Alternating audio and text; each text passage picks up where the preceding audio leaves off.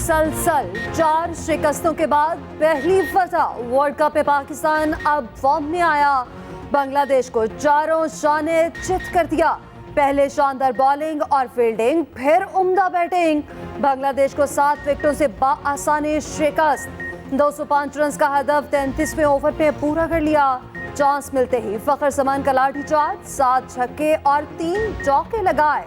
74 गेंदों पर 81 रन की इनिंग्स खेली। अब्दुल्ला शफीक के भी 68 रन की उम्दा बैटिंग। दोनों ओपनर्स मैच बना गए, बाबर आजम कुछ ना कर पाए। रिजवान और इफ्तिखार अहमद ने गेम पूरी की। पाकिस्तान की उम्दा बॉलिंग के सामने बांग्लादेश की टीम ढेर हो गई। शाहीन आफरीदी की तबाहकुन स्पेल, 9 ओवर्स में 23 रन देकर 3 विकेटें उड़ा दी। वसीम जूनियर ने 3, हारिस रऊफ ने 2, इफ्तिखार और उसामा मीर ने एक खिलाड़ी को पवेलियन की राह दिखाई। शाहीन की ऊंची उड़ान। शाहीन शाह अफरीदी विकेटों की तेज तरीन सेंचुरी बनाने वाले पाकिस्तान के पहले बॉलर बन गए। फास्ट बॉलर ने एजाज करियर के 51वें मैच में हासिल किया। बांग्लादेश के खिलाफ 3 विकेटें हासिल की। कप्तान बाबर आजम कहते हैं, मालूम था फखर खड़े हो गए तो मैच आसान हो जाएगा। अगले 2 मैचेस भी इसी तरह खेलेंगे। अभी टीम के पास आगे जाने के चांसेस हैं। पाकिस्तान अपना अगला मैच 4 नवंबर को न्यूजीलैंड के खिलाफ खेलेगा।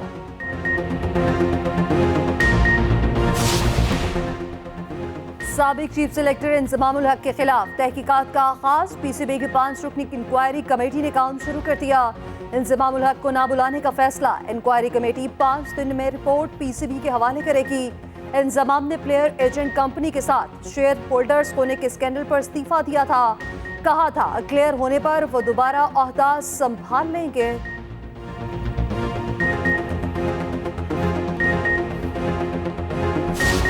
अभी तक इलेक्शन कमीशन ऑफ पाकिस्तान ने पीटीआई पे बतौर सियासी जमात किसी किस्म की कोई पाबंदी नहीं लगाई है, तो निगरान हुकूमत कैसे एक ऐसा अमल कर सकती है जो कि गैर कानूनी और गैर आईनी हो। सवाल ही नहीं पैदा होता कि हम इस तरफ सोचें, ना ये हमारे मैंडेट में है, न कानून हमें इसकी इजाज़त दे रहे हैं। IMF का वफ्द इंशाल्लाह आ रहा है 2 तारीख को। हमने अपने टारगेट्स अचीव किए हैं, revenue targets are being met, तो वी आर क्वाइट कंफर्टेबल कि हमारे उनके साथ negotiations for the second tranche वो बहुत सक्सेसफुली कंक्लूड हो जाएंगे। चेयरमैन पीटीआई के वफादार इलेक्शन लड़ सकते हैं, इससे ज्यादा लेवल प्लेइंग फील्ड की क्या यकीन दहानी कराएं। निगरान वजीर आजम अनवारुल हक काकड़ का कहना है, अभी तक इलेक्शन कमीशन ने पीटीआई पर बतौर सियासी जमात पाबंदी नहीं लगाई। निगरान हुकूमत पाबंदी लगाकर क्यों गैर आईनी और गैर कानूनी काम करेगी? ये ना हमारा इख्तियार है, ना कानून इसकी इजाजत देता है। सियासी जमात पर पाबंदी का सवाल ही पैदा नहीं होता। वोट डालने के लिए जितने आप बेचैन हैं, मैं भी उतना ही बेचैन हूं। इंतखाबात की तारीख इलेक्शन कमीशन देगा। चाहते हैं मुल्क में मुस्तकिल हुकूमत आए। हमने ये फैसला किया है कि मुस्लिम लीग नून आने वाले इंतखाबात के लिए इंतखाबी अमल का फौरी आगाज़ करेगी। 10 नवंबर तक कौमी और सूबाई असम्बली के उम्मीदवारों से पार्टी के टिकट के लिए दरखास्तें हासिल की जाएंगी। कायद नवाज शरीफ ने यह भी फैसला किया है कि वो 4 सूबों का भी अनकरीब दौरा करेंगे और वहाँ पर मुस्लिम लीग नून की क़यादत के अलावा मुख्तलिफ शोबाए ज़िंदगी के अफराद से भी मुलाकातें करेंगे। मुस्लिम लीग नून ने भी फौरी इंतखाबात का मुतालबा कर दिया। सियासी जमातों को मिलकर काम करने का मशवरा, मफाहमत की सियासत को फरोग देने की बातें। नवाज शरीफ का सियासी जमातों के सरबराहान से मुलाकात का फैसला। 4 सूबों के दौरे करेंगे। लेवल प्लेइंग फील्ड के शिकवे करने वालों को भी जवाब। इंतखाबी तैयारियों का शेड्यूल भी बना लिया। मंशूर कमेटी कायम। उम्मीदवारों से दरख्वास्तें मांग ली। नवाज शरीफ की ज़ेर सदारत लीगी बड़ों की बड़ी बैठक। मीडिया ब्रीफिंग देते हुए एहसन इकबाल ने बताया, मुंतखब हुकूमत के 5 साल पूरे करने तक मसाइल हल नहीं होंगे। जनवरी के आखिरी हफ्ते में इंतखाबात होंगे। लेवल प्लेइंग फील्ड की बातें करने वाले बताएं, इस्तीफे क्यों दिए, क्यों ऑपोजिशन में नहीं बैठे? 2017 में हमसे भी लेवल प्लेइंग फील्ड छीनी गई थी। क्या अब नाइंसाफी के फैसलों पर पहरा दिया जाएगा? नून लीग अपने मसाइल खुद हल कर रही है, किसी की तरफ नहीं देख रहे। नैब तरमीम के खिलाफ अदालती फैसला मुअत्तल करने की इस्तदा रद्द। एहतसाब अदालतों को किसी भी मुकदमे का हतमी फैसला करने से रोक दिया गया। सुप्रीम कोर्ट ने रिमार्क्स दिए, फरीकैन को सुने बगैर इस बारे में कोई हतमी या अबूरी फैसला नहीं किया जा सकता। विफाक की तरफ से दायर इंट्रा कोर्ट अपील में भी ऐसी इस्तदा नहीं की गई। दरखास्त गुजार चेयरमैन पीटीआई को नोटिस, जेल में दरखास्तों की नकुल फराहम करने का हुक्म। चीफ जस्टिस की सरबराही में नैब तरामीम के खिलाफ इंट्रा कोर्ट अपील की समाअत। चीफ जस्टिस ने हुकूमती वकील से कहा, इंट्रा कोर्ट अपील में लिखा है केस प्रैक्टिस एंड प्रोसीजर के तहत 5 रुकनी बेंच ने सुनना था। इस नुक्ते पर मुतमईन कर लिया तो अपील के मेरिट्स पर नहीं जाएंगे। ऐसी सूरत में हम तरामीम के खिलाफ दरखास्तें बहाल करके नया बेंच बना देंगे। समाअत के तहरीरी हुक्मनामे में कहा गया, supreme court practice and procedure कानून को दुरुस्त करार दे चुकी है। दरखास्त में फैसला मुअत्तल करने की दरखास्त ही नहीं की गई। चेयरमैन पीटीआई का कहना है कि स्लो पॉइजनिंग हो रही है, घर का खाना नहीं दिया जा रहा। पीटीआई के वकील आफ्ताब बाजवा की गुफ्तगू, कहा स्लो पॉइजनिंग वाले मामले पर टीपी मुआयना कराएंगे। साइफर केस की अडयाला जेल पे समाअत, 10 गवाह पेश, बयान रिकॉर्ड करने का मामला फिर मुलतवी। आइंदा समाअत 10 बजे होगी। हर समाअत पर 3-3 गवाहों के बयानात और उन पर जिरा होगी।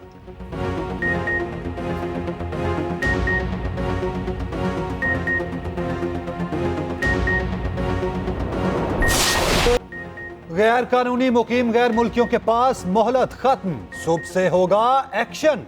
मनकुला और गैर मनकुला जायदादें जब्त की जाएंगी। मशकूक अफराद की निशानदही कर ली गई। पकड़े गए अफराद को उनके मुल्क वापस भिजवाया जाएगा। गैर कानूनी तारिकीन के लिए केपी और बलोचिस्तान के मुख्तलिफ इलाकों में कैंप्स कायम, तमाम बुनियादी सहूलियात मौजूद। 1,04,000 से जायद गैर कानूनी मुकीम अफगान बाशिंदे वापस जा चुके। निगरान वजीर दाखिला सरफराज बुख्ती का कहना है, गैर कानूनी मुकीम तारिकीन के सहूलतकारों के खिलाफ कार्रवाई होगी। दहशतगर्दी के मुतादिद वाकयात में अफगान बाशिंदे मुलव्विस पाए गए। निगरान वजीर आजम अनवारुल हक काकड़ का कहना है, गासिब रियासत की तरह गैर मुल्कियों के इमलाक पर कब्जा करना हमारा मकसद नहीं। दुनिया का कोई मुल्क बगैर दस्तावेजात रहने की इजाजत नहीं देता। रजिस्टर्ड अफगान मुहाजिरीन को वापस नहीं भेज रहे। मौलाना फजल रहमान का अफगान हुकूमत से मुज़ाकरात का मशवरा, कहा अफगान हुकूमत को एतमाद में लिया जाए, गैर कानूनी तारकीन की वापसी का तरीक़ाकार तय किया जाए। कानूनी तौर पर रहने वाले अफगानों को भी ब्लैकमेल किया जा रहा है। इस तरह के इक़दामात से ताल्लुकात पर मनफी असरात मुरतब होंगे। दो तरफा मुज़ाकरात के मसाइल को संजीदगी से हल किया जाए।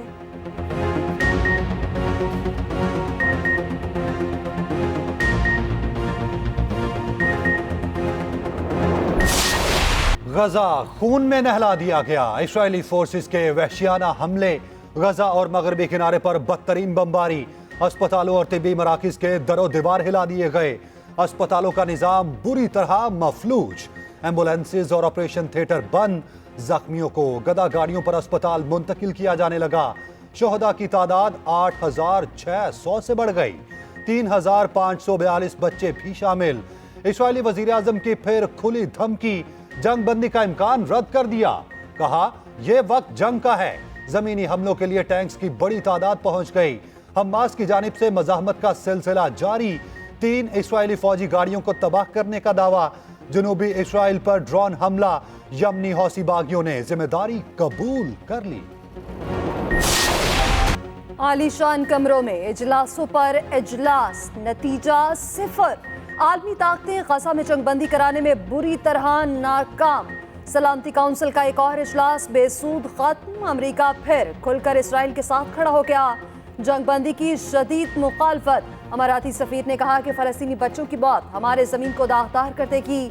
सऊदी वज़ीर दिफा की अमेरिकी कौमी सलामती के मुशीर से मुलाकात। फलस्तीनियों की हिमायत और इंसानी इमदाद की इजाज़त पर जोर। अमेरिकी कौमी सलामती के तर्जुमान जॉन कर्बी कहते हैं, जंगबंदी नहीं, इमदाद के लिए वक्फे पर गौर हो सकता है।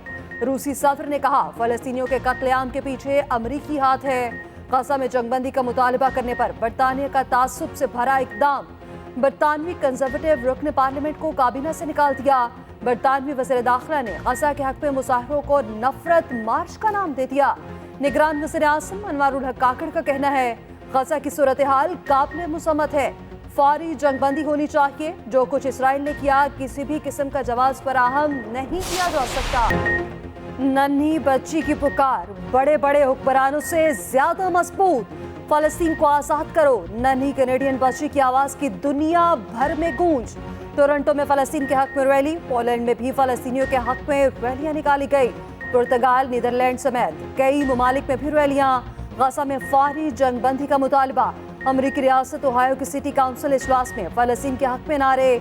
चीनी कंपनियों का ऐसा इकदाम। बायदो और अलीबाबा ने ऑनलाइन नक्शों से इसराइल का नाम हटा दिया। ऑनलाइन डिजिटल नक्शों में सिर्फ फलस्तीनी इलाके शामिल।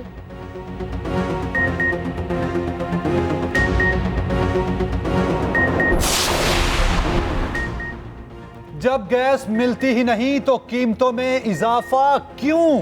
पीपल्स पार्टी को गैस की कीमतों में इजाफे पर शदीद तशवीश। शहरी रहमान ने कहा, मौजूदा महंगाई में आवाम पर इतना बोझ नहीं डालना चाहिए था। ये फैसले मुंतखब हुकूमत के लिए छोड़े जाएं तो बेहतर है। पेट्रोल की कीमतों में कमी के बाद महंगाई में भी कमी होनी चाहिए थी। निगरान हुकूमत आवाम के लिए मजीद दुश्वारियां पैदा ना करे। यूरिया, रोटी तंदूर और घरों को सपोर्ट और सब्सिडाइज किया गया है। लो इनकम कैटेगरीज हैं, जो मिडिल इनकम कैटेगरीज हैं, उनको रेट लो चार्ज किया गया है। अमीर आवाम को ज़्यादा चार्ज किया गया है। घरों को आज भी गवर्नमेंट 139 अरब की सब्सिडी दे रही है और उनका रेट 1000 रुपये रखा गया है, जो कि बाकी कैटेगरी से बहुत कम है। इंशाअल्लाह ताला आने वाले वक्तों में पाकिस्तान को अब गैस सेक्टर में कोई नुकसान नहीं होगा और फ्यूचर में गैस कीमत कंट्रोल में रहेगी। गैस की कीमत मुल्की मफाद में बढ़ाए। कीमत बढ़ाना आसान फैसला नहीं था। निगरान वज़ीर तवानाई मोहम्मद अली का कहना है कि गैस की कीमत न बढ़ती तो 400 अरब का नुकसान होता। 10 बरसों से गैस के ज़खायर कम हो रहे हैं। कीमतें ना बढ़ाते तो इसके नताइज बहुत दूररस होते।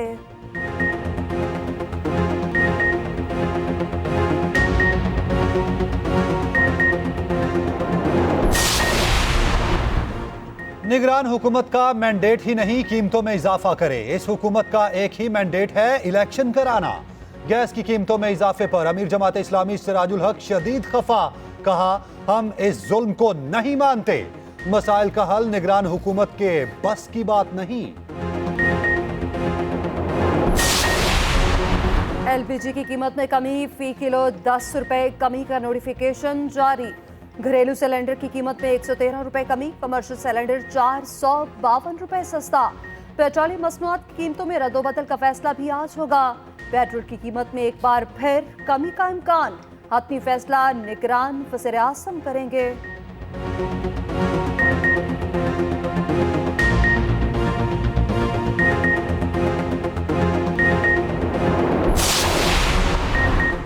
निगरान वफाकी वज़रा को अहदों से हटाने की दरख्वास्त पर फैसला महफूज। इलेक्शन कमीशन में केस की समाअत। चीफ इलेक्शन कमिश्नर ने कहा, दुनिया में निगरान हुकूमत नहीं होती। यहाँ निगरान हुकूमत का तस्वुर इसलिए आया, हुकूमत गैर जानिबदार हो जो नजर आए। कोई रुकन सियासी सरगर्मी कर रहा हो तो कमीशन एक्शन लेता है। क्या आपको कोई ऐसी चीज मिली कि ये अराकीन सियासी सरगर्मी में मुलविस हैं? दरखास्त गुजार ने कहा, अगर ये अराकीन काबीना में रहे तो इंतखाबात पर असर अंदाज होंगे। मेंबर इलेक्शन कमीशन ने कहा, मुशीर लगाना तो वजीर आजम का इस्तेहकाक है, हम इसे कैसे हटा सकते हैं? असद उमर ने इस्तेहकाम पाकिस्तान पार्टी में शमूलियत की दावत मुस्तरद कर दी। कहा, तहरीक इंसाफ के साथ खड़ा हूँ, IPP को सियासत में बेस्ट ऑफ लक कहता हूँ। उधर साहने 9 मई के मकामात की तहकीकात में असद उमर तलब। इन्वेस्टिगेशन पुलिस लाहौर ने 1 नवंबर शाम 4 बजे बुला लिया। 9 मई वाक़यात के केस की ATC में समाअत। असद उमर और चेयरमैन PTI की बहनों की अबूरी जमानतों में तोसी। बुशरा बीबी की जमानत में भी 14 नवंबर तक तोसी कर दी गई।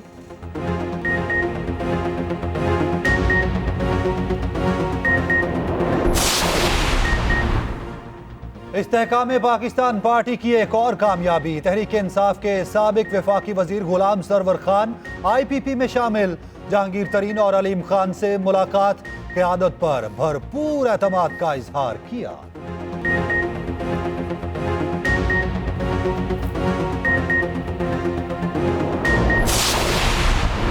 पाकिस्तान स्टॉक मार्केट में जान पड़ गई। 100 इंडेक्स में 437 पॉइंट्स की तेजी। इंडेक्स 51,900 की सतह क्रॉस कर गया। डॉलर की मसामत इंटरबैंक में डॉलर 52 पैसे महंगा 281 रुपए 47 पैसे पर बंद हुआ। ओपन मार्केट में भी अमेरिकी करेंसी की कदर में 50 पैसे इजाफा 283 पर बंद हुआ।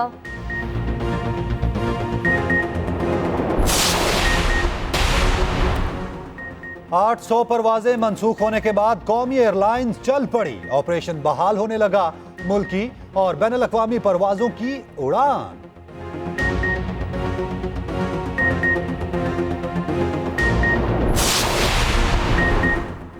लाहौर में सांस लेना मुश्किल। फिजाई आलूदगी में शहर का दुनिया भर में पहला नंबर। फिजा इंतहाई खराब। शहरी मुख्तलिफ बीमारियों में मुब्तला होने लगे। नई दिल्ली फहरिस्त में दूसरे नंबर पर। माहिरीन का बच्चों और बुजुर्गों को गैर जरूरी बाहर न निकलने का मशवरा। स्मॉग होती क्या है, ये इतनी खतरनाक क्यों है, स्मॉग में कौन सी एहतियाती तदाबीर इख्तियार करनी चाहिए, खसूसी रिपोर्ट इसी बुलेटिन का हिस्सा।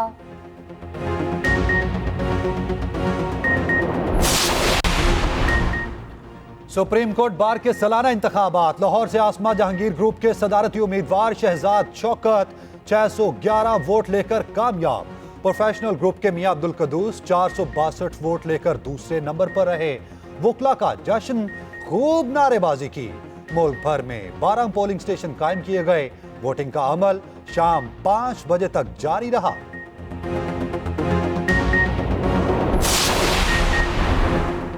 जमात इस्लामी के 9 नवंबर को बच्चों का ख़सा मिलियन मार्च का ऐलान। हाफिज तैमूर रहमान कहते हैं बच्चे दुनिया के हुक्मरानों को गैरत दिलाएंगे। 7 नवंबर को डॉक्टर्स की रैली भी निकाली जाएगी।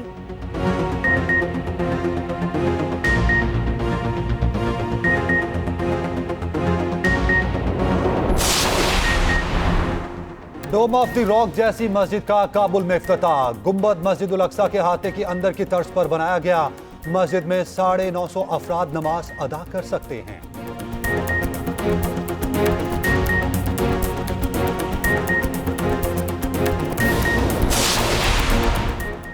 बाबर आजम को इज्जत न देने पर बहुत मायूस हूं। साबिक इंग्लिश कप्तान माइकल वॉन बाबर आजम के हक में बोल पड़े। कहा स्क्रीनशॉट्स लीक होना बाबर आजम की तौहीन है। बाबर आजम आलमी मेयार के बल्लेबाज हैं। वर्ल्ड कप खत्म होने के बाद आप कप्तानी के बारे में बात कर सकते हैं।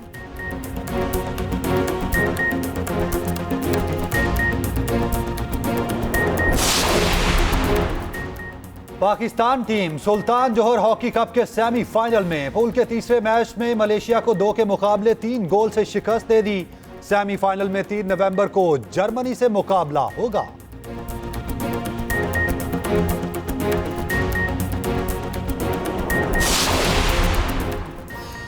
पाकिस्तान 5वीं एशियन ताइक्वांडो चैंपियनशिप की मेजबानी को तैयार। चैंपियनशिप 1 से 5 नवंबर तक इस्लामाबाद में होगी। मेगा इवेंट में दुनिया भर से खिलाड़ी हिस्सा ले रहे हैं।